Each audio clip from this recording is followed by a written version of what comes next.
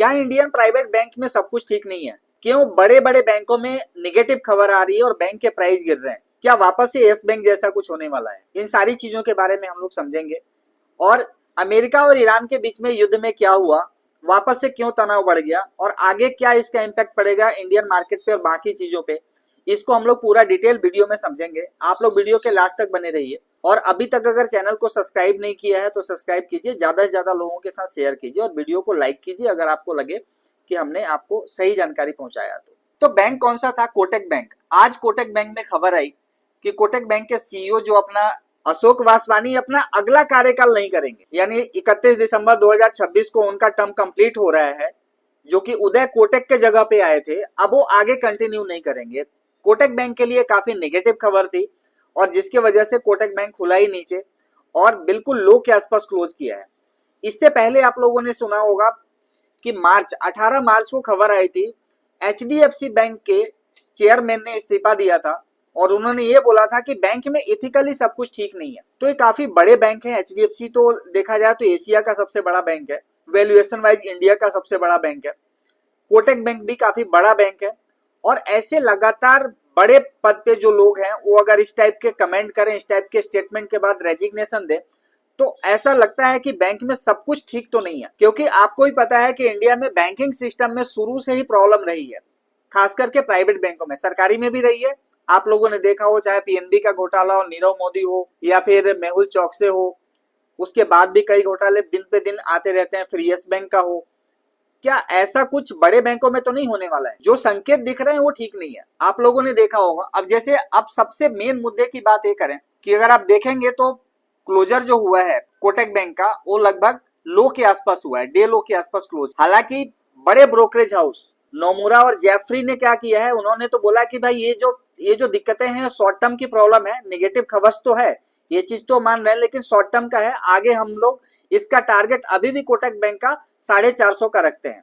ये जेफरी और नोमुरा का रिपोर्ट है। लेकिन मैं ये बताना चाहूंगा कि क्या एक रिटेल क्लाइंट को अभी भी कोटक बैंक पे भरोसा करना चाहिए? अगर आपके पास होल्डिंग है, क्या उसको कंटिन्यू करना चाहिए? मेरा ऐसा मानना है कि अगर बैंक में कुछ गलत हो रहा है, गलत खबर है, तो भले जेफरी या नोमुरा कोई भी कुछ भी बोले, आपको पैसा देने कोई नहीं आएगा। वो तो शेयर को रख लेंगे 5 साल 7 साल, उनको कोई फर्क नहीं पड़ना है। लेकिन आप क्या करेंगे? वो तो कहीं और से भी कमा लेंगे। तो अगर कोटक बैंक में आपकी होल्डिंग है तो मैं ये बोलूंगा कि इसको बजाय इसको यहाँ से निकल के किसी और में शिफ्ट करने में कोई बुराई नहीं है, चाहे वो कोटक है। इसके पहले भी जैसे आप लोगों ने देखा होगा, क्योंकि अगर कल देखा जाए, कल भी अगर यहाँ से निगेटिव होता है तो कोटक बैंक आने वाले दिनों में हो सकता है कि बड़ी बात नहीं होगी, अपने लो को वापस से टेस्ट करे और कुछ गलत खबर आएगी तो और नीचे भी जा सकता है। तो कोटक बैंक से एग्जिट की सलाह होगी।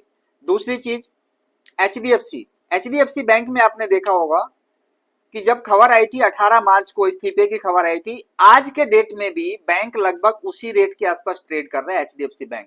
जबकि बाकी सारी बैंकों में देखा होगा आपने अच्छी खासी तेजी आ गई, लेकिन एचडीएफसी वहीं पे ट्रेड कर रहा है।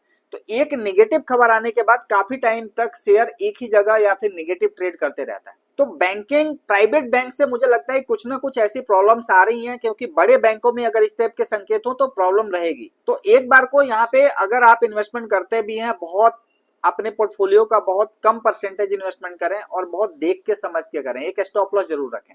दूसरी चीज जो हम लोगों ने डिस्कस करी कि अमेरिका और ईरान में क्या हुआ, तो 25 तारीख को सिंगापुर का एक जो जहाज था उसके ऊपर ईरान ने अटैक कर दिया था।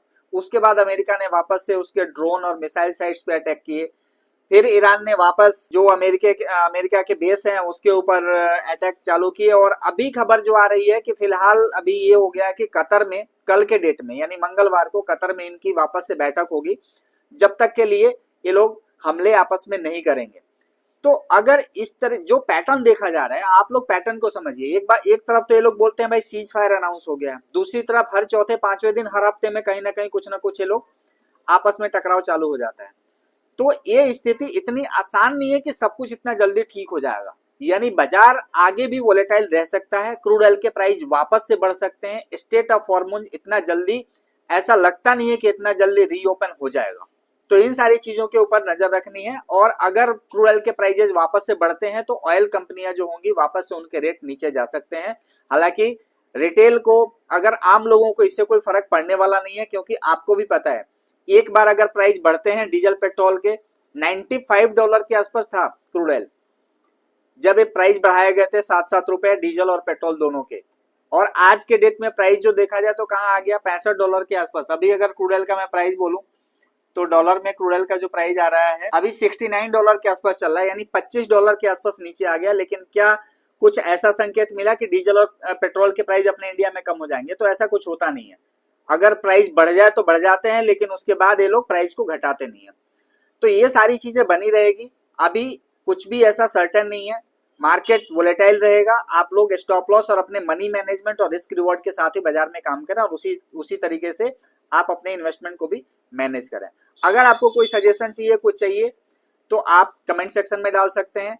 अगर आपको लगता है किसी और टॉपिक पे हमें वीडियो बनाना चाहिए, डिटेल में बात करना चाहिए, तो कमेंट सेक्शन में आप डाल सकते हैं, हम उसके ऊपर प्रॉपर वीडियो बनाएंगे। Thank you so much.